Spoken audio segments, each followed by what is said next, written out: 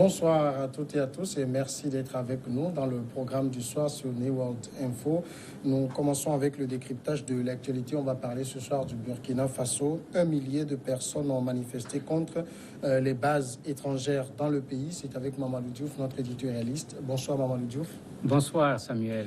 1 millier de personnes se sont rassemblées samedi à Ouagadougou pour dénoncer le terrorisme et la présence de bases militaires étrangères en Afrique à l'appel d'une dizaine d'organisations de la société civile à l'occasion des journées anti-impérialistes.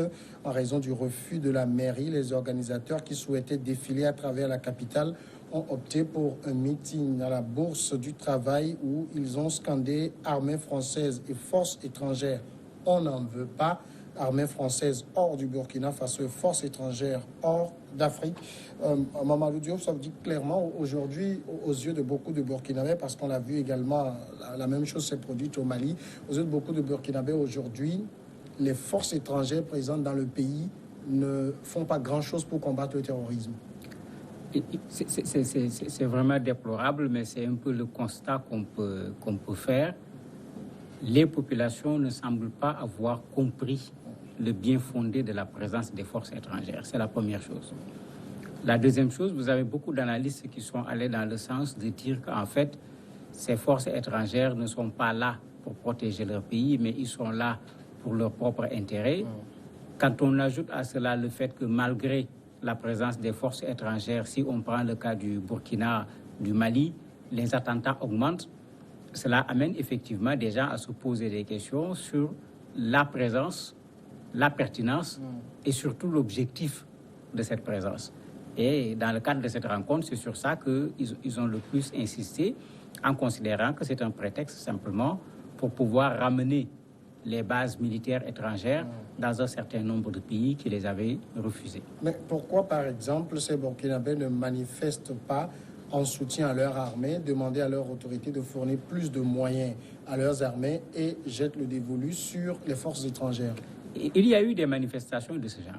Les populations burkinabées, surtout quand on a tué des militaires, on a vu les populations s'organiser, interpeller l'État burkinabé pour que l'État burkinabé mette les militaires dans les meilleures conditions, puisque comme il le disait, c'est eux qui sont chargés de la protection des populations.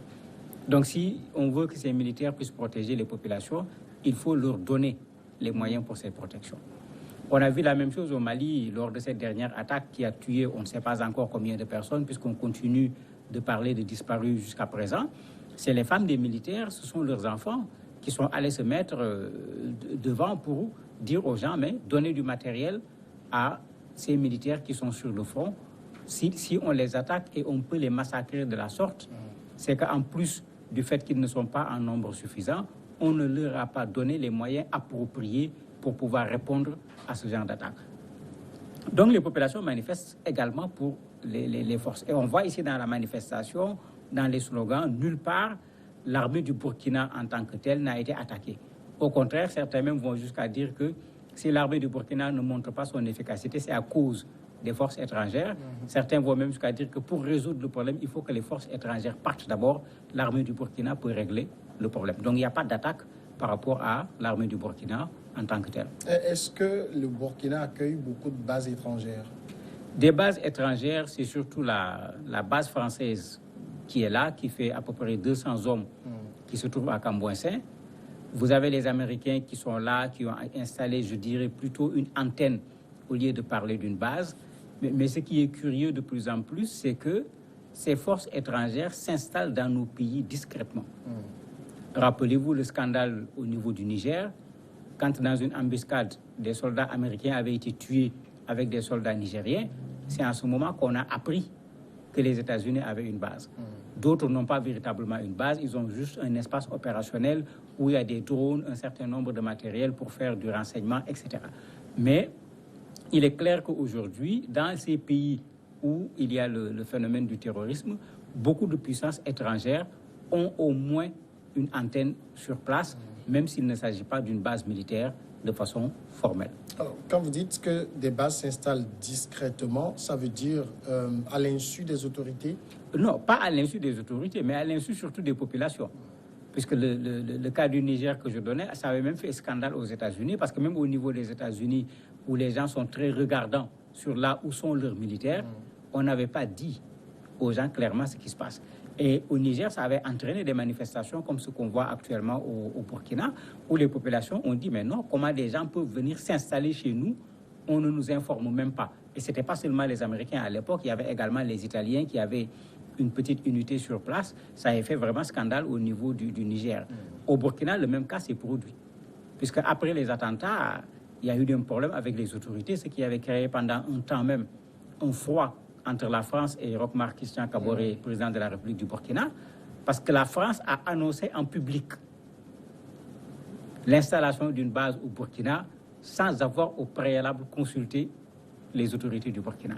Ceux qui se rappellent de l'événement savent que ça avait créé problème, et c'est ces problèmes-là qui sont en train d'être soulevés par ces rencontres où on montre que jusqu'à présent, aussi bien d'un point de vue économique, d'un point de vue militaire et parfois même d'un point de vue politique, nos pays ont une indépendance qu'il faut simplement mettre entre guillemets. Est-ce que les autorités, par exemple burkinabé, arrivent à mesurer l'impact réel de ces bases étrangères, surtout françaises, sur la lutte contre le phénomène du terrorisme? Il n'y a aucun rapport aujourd'hui pour le montrer. C'est plutôt les organisations de la société civile et autres qui font ce genre de travail.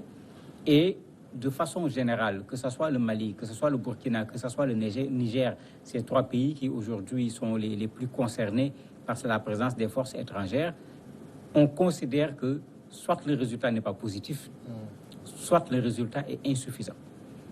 Le cas extrême, c'est celui du Mali. La France est là, Barkhane est là, puisque c'est deux opérations qui ne sont pas les mêmes. La MINUSMA est là, le G5 est là, les Américains sont là-bas, d'autres forces européennes également sont sur place. Et aujourd'hui, regardez le Mali, on a plus l'impression que le terrorisme augmente, que le terrorisme diminue. Mais comment expliquer que toutes ces forces soient présentes, en plus de l'armée malienne elle-même, et qu'on ne parvienne pas à vaincre le terrorisme? Et dans les panels, c'est les interrogations que les panélistes avaient posées en disant aux gens, s'ils étaient venus pour vaincre le terrorisme, avec ce qu'ils ont mobilisé comme hommes, avec ce qu'ils peuvent mobiliser comme matériel, ils auraient pu, à défaut de vaincre le terrorisme, le réduire à sa plus simple expression. Mais malgré toute cette présence, on se rend compte que le terrorisme est toujours là. Au Mali, il y a plus d'une cinquantaine pratiquement de militaires qui ont été tués dernièrement, qui avaient entraîné à nouveau des manifestations des populations. Au Burkina, tout récemment, on a tué des musulmans à Gorom-Gorom, à l'intérieur d'une mosquée, ce qui est venu coïncider avec cette rencontre parce qu'il n'y avait pas de lien entre cette tuerie dans la mosquée et la marche. La marche avait été bel et bien programmée. C'est une activité qui se tient depuis quelque temps. C'est la 4e édition. Mais cette tuerie, entre guillemets, est venue donner raison à ceux qui avaient organisé cette manifestation. Alors aujourd'hui que des gens sont descendus dans les rues pour demander le départ des forces françaises, en tout cas des bases étrangères, ça ne peut pas se faire d'un claquement de doigts. Non seulement ça ne peut pas se faire d'un claquement de doigts, mais il faut qu'on fasse attention. Parce que quelque part, j'allais dire, les terroristes sont en train de gagner. Ils créent dans nos pays un conflit entre religions. Ils créent dans nos pays des conflits intercommunautaires. Aujourd'hui, ces forces étrangères qui apportent un appui pour combattre le terrorisme sont en train d'être dénoncées par les populations. Mais il reste quoi finalement? Ça devient un problème. Au Burkina, c'est plus grave, puisqu'à un certain moment, l'armée même a manifesté. Quand on a tué les soldats militaires, dans les camps, au camp Guillaume en particulier, les militaires ont tiré au point d'apeurer les populations. Mais si on continue dans ce sens, en fait, c'est les terroristes qui sont en train de gagner 2 fois.